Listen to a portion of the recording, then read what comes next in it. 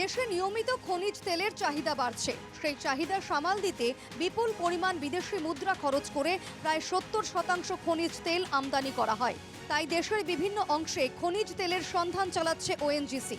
2018 সালে উত্তর 24 পরগনা জেলার 4টি জায়গায় বিপুল পরিমাণে খনিজ তেল ও প্রাকৃতিক গ্যাসের সন্ধান মেলে। অশোকনগরে তেল উত্তোলনের কাজ শুরুর বিষয়ে কেন্দ্রের দাবি। বাংলার 4টি জায়গায় বিপুল পরিমাণ তেল ও প্রাকৃতিক গ্যাসের সন্ধান মিলেছে। তেল উত্তোলনের বিষয়ে চূড়ান্ত পরিকল্পনা তৈরি করেছে ওএনজিসি ও অয়েল ইন্ডিয়া।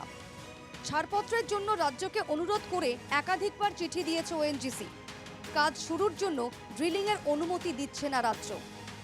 2018 সালে প্ল্যান্ট তৈরি করে কাজ শুরু হলেও সেই কাজ বন্ধ হয়ে গিয়েছে। অশোকনগর সহ বিস্তীর্ণ এলাকায় ওএনজিসির প্ল্যান্টগুলি বন্ধ অবস্থায় পড়ে রয়েছে। একসময় এই তৈল উত্তোলন কেন্দ্রকে ঘিরেই আশায় বুক বেঁধেছিলেন এলাকার মানুষজন। কেউ দিয়েছিলেন জমি, কেউ ভেবেছিলেন কর্মসংস্থান মিলবে ওএনজিসির প্রজেক্টে। কেউ আবার ওএনজিসি প্ল্যান্টের বাইরে দিয়েছিলেন দোকান। কিন্তু ওএনজিসির প্ল্যান্টে কাজ না হওয়ায় বন্ধ হয়ে গিয়েছে সবকিছুই। হ্যাঁ, না না, এখন আসে না, লোকজনও আসে না। আগে গাড়ি গুড়ি আসতো, এখন আর কোনো কিছু। আর আমার ছোট ছেলের দোকান ছিল, এখন চলে না, তখন চলতো। কিন্তু যখন প্রথম হয়েছিল তখন তো অনেক কাজই হয়েছিল এখানে, এবং আমারও একটা এখানে ছোটখাটো দোকান ছিল, ভালোই ব্যবসা চলছিল। তো এখন তো বন্ধ হয়ে গেছে, আমার দোকানও বন্ধ হয়ে গেছে।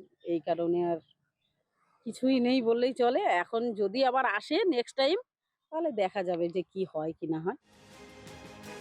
ওএনজিসির এই প্রজেক্টকে ঘিরে আশায় বুক বেঁধেছিলেন এলাকার যুব সম্প্রদায়। শেষ পর্যন্ত সেই প্রজেক্ট গড়ে না ওঠায় কেন্দ্র রাজ্য দুই সরকারকেই কাজ করায় তুলেছে এলাকার নবীন প্রজন্ম। রইল রাজ্য সরকারের কথা। রাজ্য সরকার দীর্ঘদিন, এটা তো আজকের ইস্যু না, যবে থেকে সরকার এসছে তবে থেকে এদের কর্মসংস্থানের প্রতি উদাসীনতা, ছাত্র যুবর কর্মসংস্থান নিয়ে কোনো বাধা নেই, মানে চিন্তা ভাবনা নিয়ে এদের দীর্ঘদিন নিজের লুটপাটের সরকার চালানোরই এদের ধান্দা। সেই নিয়ে কিন্তু কেন্দ্র তেমন একটা মাথা ঘামায়নি এটা নিয়ে। কেন্দ্র যদি একটু হেলদোল দেখাতো তাহলে হয়তো কিছুটা করা যেত।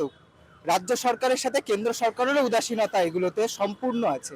তো প্রত্যাশা সবসময় থাকে যে নতুন করে বা খুব শীঘ্রই কোনো একটা কর্মসংস্থানের ব্যবস্থা হোক, কারণ আমরা যারা ছাত্র যুবরা আছি তারা পড়াশোনার পর কোথায় যাব। তবে এই নিয়ে তো মানে কেন্দ্র বা রাজ্যের কারোরই সেরকম একটা হেলদোল নেই। এই কদিন আগে যেমন পূর্ণাঙ্গ বাজেট পেশ হয়ে গেল, সেখানে তো এই নিয়ে কোনো কথাই হলো না। অশোকনগরে তেল উত্তোলনের জন্য ড্রিলিংয়ের অনুমতি না দেওয়ার বিষয়ে রাজ্যের বক্তব্য হলো, ড্রিলিং কোথায় শুরু ও কোথায় শেষ হবে তা জানায়নি ওএনজিসি। তাই বিপদের আশঙ্কা উড়িয়ে দেওয়া যায় না। ড্রিলিংয়ের বিষয়টি স্পষ্ট হলেই এই জট কেটে যাবে। রাজ্যের এক বিজেপি সাংসদের দাবি, অশোকনগরের এই প্রকল্প চালুর বিষয়ে তিনি কেন্দ্রীয় পেট্রোলিয়াম মন্ত্রীর সঙ্গে কথা বলেছেন। প্রয়োজনে প্রধানমন্ত্রীর কাছেও বিষয়টি নিয়ে যাবেন। দুর্ভাগ্যবশত রাজ্য সরকারের অসহযোগিতার কারণে এবং পিএমএল না দেওয়ার কারণে আজকে এই প্রকল্পকে এগিয়ে নিয়ে যাওয়া হচ্ছে না, তার গতি অনেকটা স্লথ হয়ে গিয়েছে। এটা সম্পূর্ণভাবে রাজ্য সরকারের ব্যর্থতা এবং রাজ্য সরকারের ব্যর্থতা। যদিও রাজ্যের শাসক দলের দাবি, মুখ্যমন্ত্রী ড্রিলিংয়ের অনুমতি দিয়েছেন। যারা বলছেন দেয়নি তারা প্রকৃত তথ্য জানেন না। ডিলিং এর পারমিশন রাজ্য সরকার দিয়েছে, ডিলিং হয়েছে। আরো 3টে জায়গায় ওনারা খোঁড়াখুঁড়ি করছেন। তো সেই খোঁড়াখুঁড়িটা বর্ষার জন্য বোধহয় বন্ধ আছে। 3টে জায়গায় ওনারা তেল লিফটিং এর মতো জায়গায় তারা রয়েছে। কেন্দ্র ও রাজ্যের এই সংঘাতে কিছুটা বিরক্ত এলাকার মানুষ। তারা চাইছেন অবিলম্বে ওএনজিসির এই প্রকল্প চালু হোক। প্রকল্পের কাজ শুরু হলে কর্মসংস্থান হবে, ব্যবসা বাণিজ্যেরও শ্রীবৃদ্ধি হবে। উত্তর 24 পরগনার অশোকনগর থেকে দীপঙ্কর ভৌমিকের রিপোর্ট, এনকেটিভি বাংলা।